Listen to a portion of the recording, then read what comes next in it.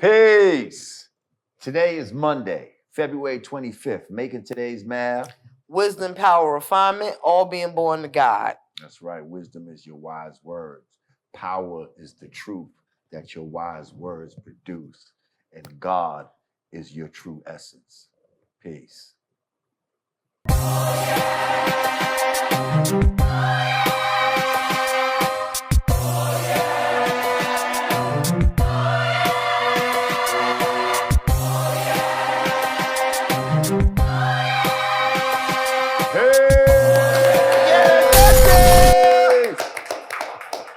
Wataguande.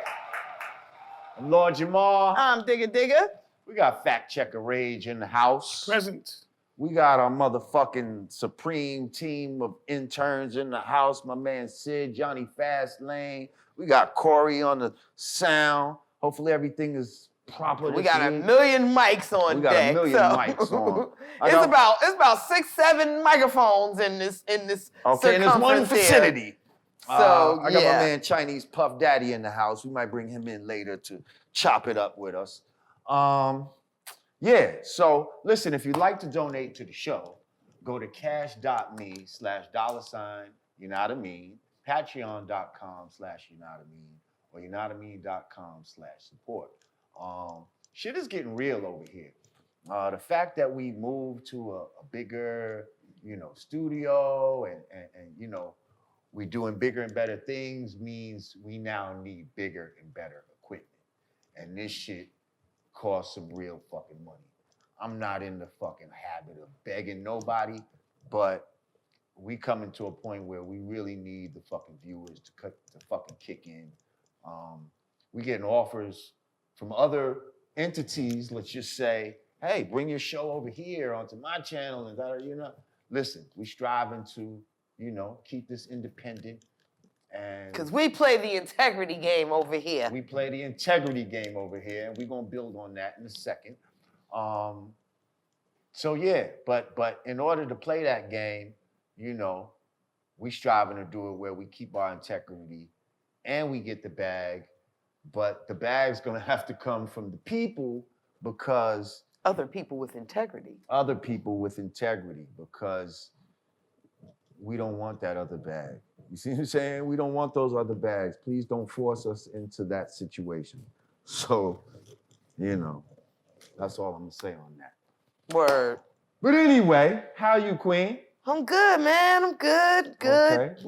Getting ready to head overseas. I By the way, know. guys, I'm gonna tune in via remote, but I am heading overseas. I'm hitting about 8 different countries. Okay. Well, I'm happy for you that you're going over to do your 1-2 thing, but we are gonna miss you here at the Godcast, and don't worry, I'm gonna do some word on the streets. Yes. they should be very interesting. Yes, Digger's gonna try to find the black people. I'm gonna look for black people in very Austria, European Germany, places, and we're gonna see how that turns out. We're gonna see if these black people even talk English, all of that. That ought to be interesting. Word. Meanwhile, while you're gone, I'm trying to put some things together for y'all. Don't quote me, but maybe Godfrey will be sitting in that seat. I'm not sure. How you gonna get Godfrey when I'm gone? That ain't. I'm you just ain't saying, shit. I need a fucking somebody to kick it with. All right. Hi, Godfrey. Peace to the homie Godfrey. So on that note, what's going on, nigga? What's happening this week? Actually, speaking of Godfrey, we did a Vlad segment together. Oh, so yes, we did. You guys got to look out for that. Digger and I just did a beautiful Vlad joint interview. Well, she did her own interview first, and then we did a joint interview, and I think y'all are gonna enjoy it. We definitely pumped have the shit out of the Godcast on here. Okay. No, we definitely have fun. I'm pretty sure there's going to be a handful of Jamar fans that are going to say, "Oh, don't be going over to Vlad trying to filter the God body." with your edit 5 ways. Vlad is one of the ones that, hey, if you want to bring the Godcast over to Vlad TV, and it's like, man, you know what I mean? We striving to do this how we need to do this, but I mean, they furniture we nice. need to really kick it I'm like, up. they furniture nice. Listen, we need to really step it up, y'all. I'm talking like, we need a few $1,000s. Like I need a new computer to handle the editing and all this fucking 4K shit that we striving to do. Like this shit is no fucking joke. Like get with it or you know what I mean?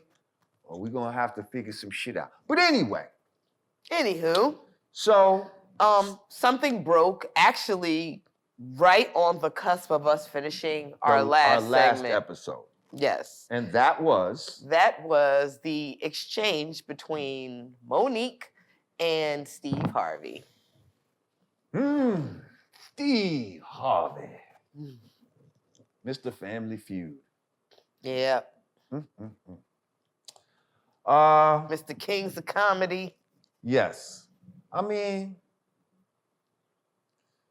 let's really break it down. Steve was a sellout when he went out and he talked about trying to tell on men and what's all that bullshit he was doing, like writing books, trying to like tell the secrets of men and all that was some what, think like books. A Man and and all this, that was some bullshit. But anyway, let's go into what we definitely play the integrity game, but in typical Digger fashion, in order for us to have a healthy conversation about it, I'll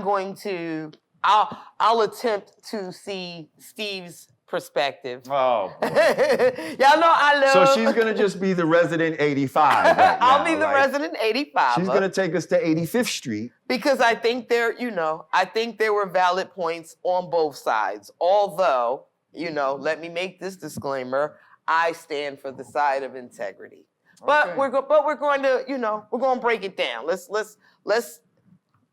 analyze this from all perspectives. Well, basically, they were going over. Supposedly, they were supposed to be friends, right? And when MoNique got in her beef with Lee Daniels and for Winfrey and all of that, she felt like a lot of her, constituents, so-called friends, were not there to stand up for her, basically, and they actually even said things publicly that were hurtful to her, things that could have been said privately, but yet they chose to go into public arenas and basically try to shit on her. And there were also things said to her privately in support of her that weren't said publicly, right? Now, let me just say, at the time when she was talking about her Netflix boycott, I actually was one of the people that had said, MoNique, relax. Like the same way, what's his name? Steve Harvey was saying, listen, that sounds like rich people problems. That was kind of the prevailing attitude, I think, amongst Black people. And definitely in my thinking, you're saying, you feel like you deserve this, but they offering you $500,000. Like at the end of the day, for some people, $500,000 is life changing. You know what I mean? So to try to act like, see, that's funny. Fuck a little $500,000. That's funny because for some people, I was actually with her on that. But go ahead. Right. I'm just saying, for some people, it sounded like, and I'm not saying she shouldn't have fought for that, but the way you wanted us all to rally around you for that, I didn't feel that was something that was worth us all as a community rallying around when, you know what I mean? Ain't nobody rallying to get me $500,000. I'm here asking y'all to help me get a fucking little $5,000 computer. And I'm not crying about it. You know what I mean? Like, I'm not asking y'all to boycott YouTube until, I get this. So, but I feel her. You know what I mean? I feel that she was worth more than $500,000. Absolutely. But for the average person, it sounded like rich people problems. And so it was hard for us to really support her in that sense. You dig? But I feel where she's coming from, as far as things were said to her privately and in public, and people that she thought would have supported her didn't support her. And so now, as she's having this dialogue with Steve Harvey, he goes on to basically reveal, the kind of true coon and type of person that doesn't have integrity, that is willing to sell himself out. Mm-hmm. He reveals that with his advice that he gives to MoNique. Mm-hmm. Now, I mean, that's what I got from him. Now, let me ask this. If we have... Yes, Mrs. 85th Street. If we... Look, first of all, I ain't no 85, okay? Now... Okay. Let's now... If you was a wide receiver, that'd be your number. Let's pose this question. Say it was somebody other than Steve. Say it was someone that didn't have this history of quote-unquote cooning. And he said the exact same thing. Could it be interpreted different?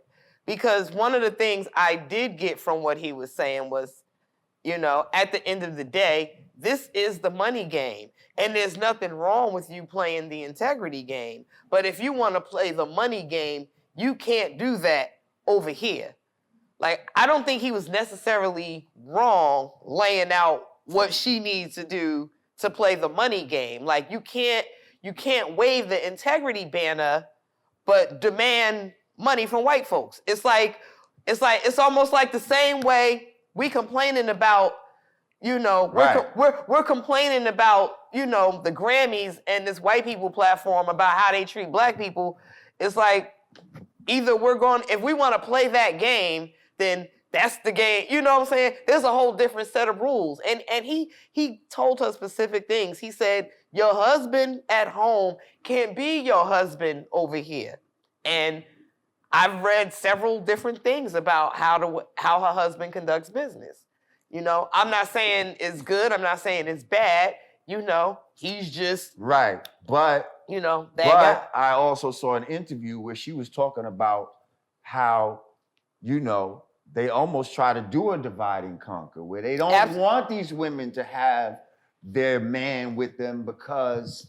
it's easier. I can see that. It's easier to break the woman down like that when she doesn't have a protector around. So of course they might start throwing, they're difficult as a couple and all of that. I can Why? see that. Because they fucking look out for each other like they should.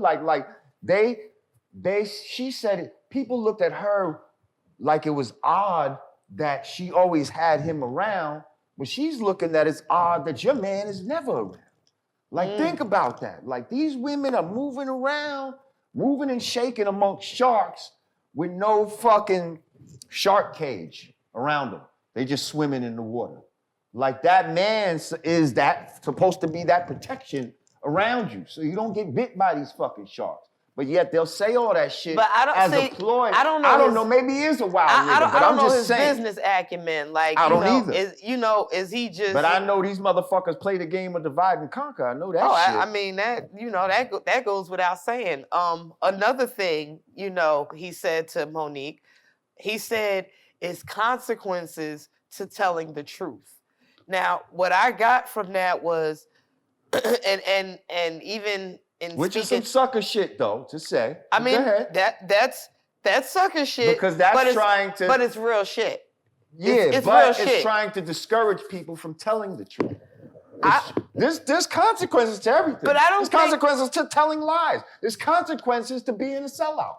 But you're not putting that out there. You're trying to scare her and other people that might be ready to tell the truth by saying, there's consequences to tell the truth. But I don't think it's it shouldn't be looked at as a scare tactic. It should be looked at as an awakening tactic. Like, understand just like you understand the consequences with the ideologies that you have. And so do I. And It's like, okay, we're gonna move with integrity. We don't want to play the money game so bad that we're willing to not say this or say this in order to be a part of that game. Right.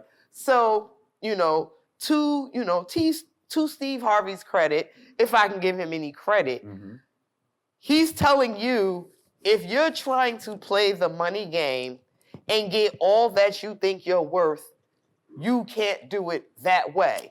And also, you can't expect the other people that are playing the money game, i.e. the Oprahs, i.e. the Lee Daniels, i.e. the Tyler Perrys. You can't tell them to suck your dick. You can't expect the others that are playing the money game to correlate with how you're moving. And I think that's what, that's what I got out of him talking to her. That stood out for me the most, that I thought was some real pussy shit to me, was when he said, the best thing you could do for poor people is not be one of them. Yeah, that was crazy.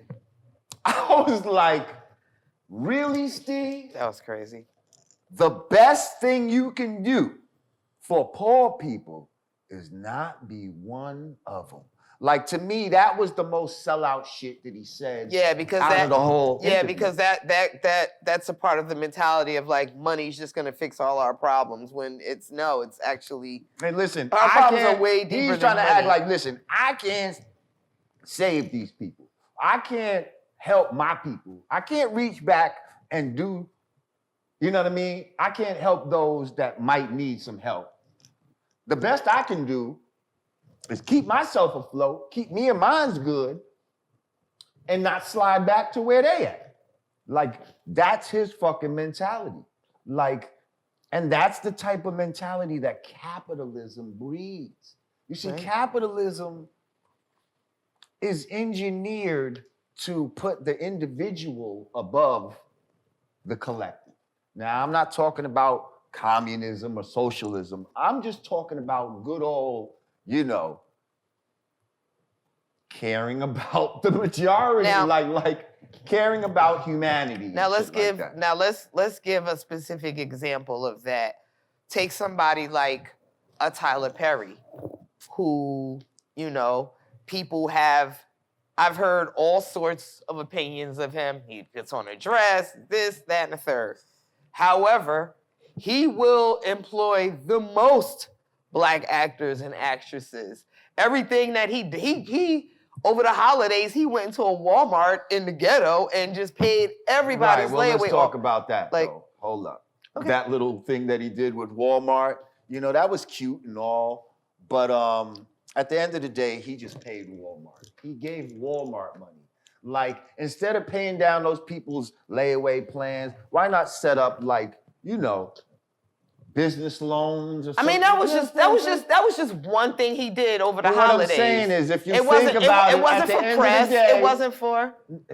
Yeah, it was, or else we would have never known about it. But anyway, because he filmed it.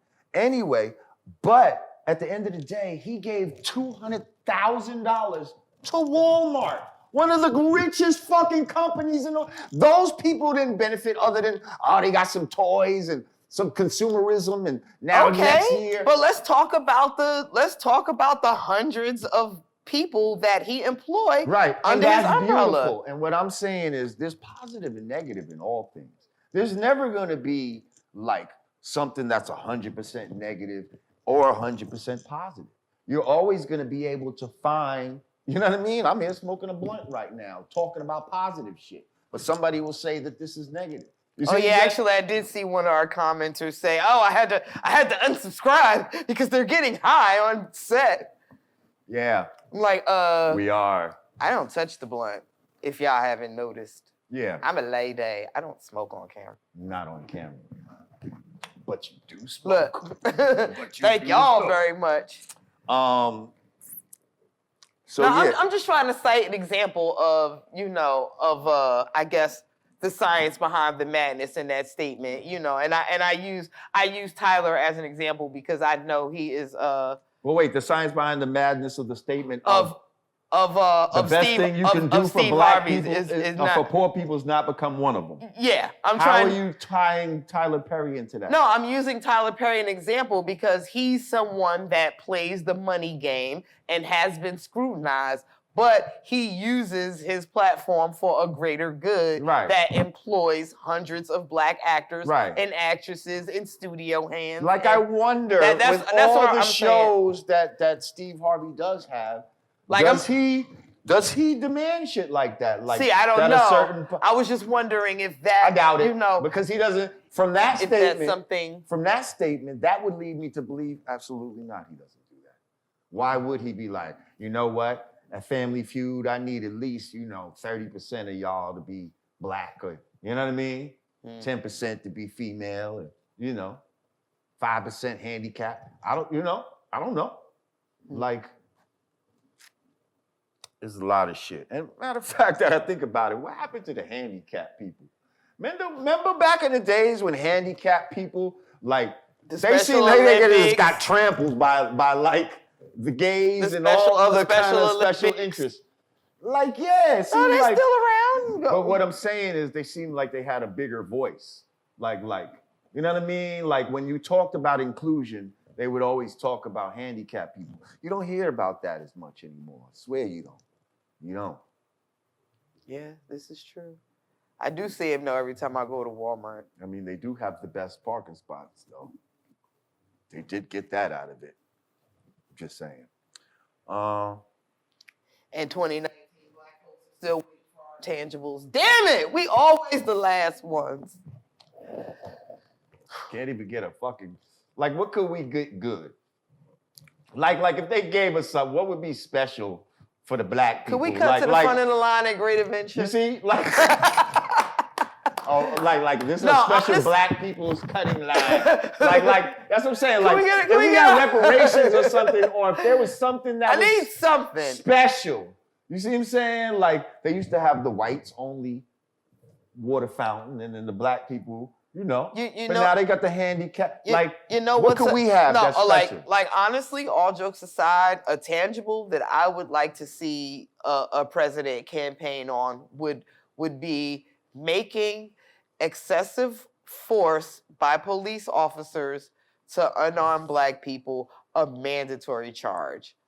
Like you have to get arrested and prove your innocence. It can't just be, I feared for my safety, and after reviewing said tapes, it's over. Like, no, you have to go through due process in a courtroom and prove your innocence. I think that is a tangible that needs to happen for us. Like at the bare minimum, can we make that something to, because what else is going to make these cops, like, they're not even scared of the body cams anymore. They're not even scared of the shit that's popping up on the body cams. Because they know they're not going to get convicted. They're going to get, like, a pension or some shit. Just retire. We'll give you some money. I want to see a law making, excessive force to, and even if the politicians are scared to say, like, a black person, just make it a law. Excessive force, made during arrest should be a charge, and we know that mostly encompasses black people. So, like, if I see a candidate do something like that, then I'm gonna know, okay, you playing the game. You can't say it out loud, but you're thinking for us. Like, I can roll with that. Now.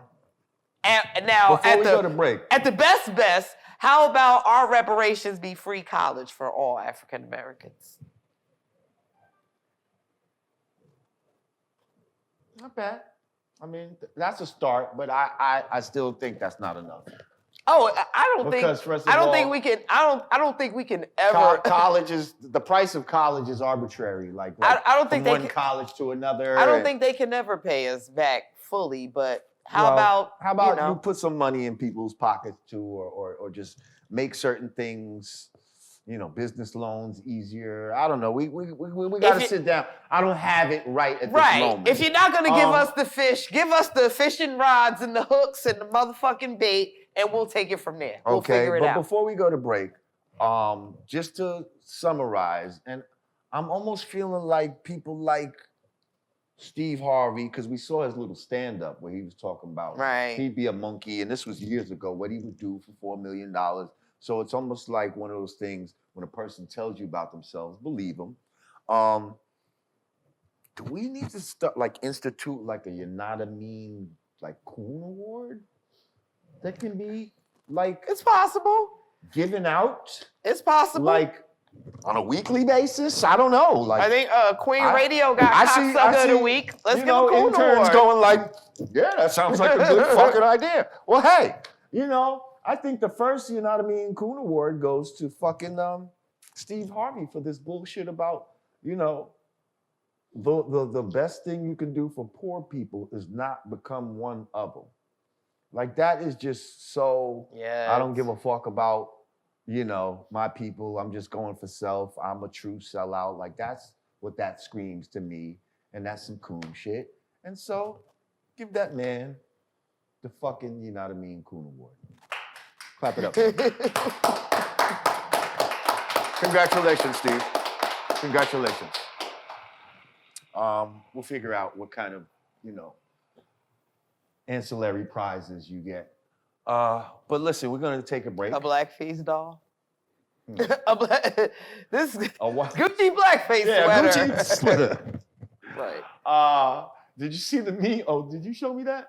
There's a meme with a black person, I think, with a white sweater. and he got with the these thin little ass ass. pink lips. Yo, That was a good one. black people crazy. We Well, crazy. listen, we're gonna take a break and we'll be right back. You know what I mean, Godcast. Peace.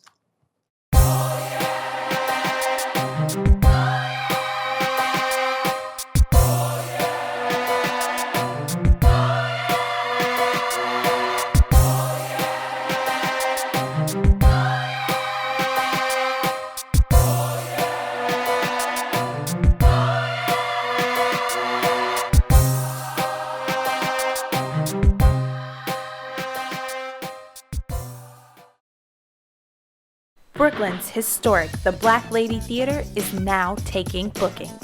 Host your next birthday party, concert, networking event, baby or bridal shower, wedding, art show, gala, corporate event, live stage play, audition, and so much more.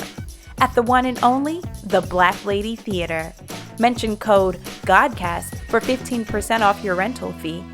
Code good for the first time customers only. Valid for a limited time. Call 718-771-0900 to book your event today.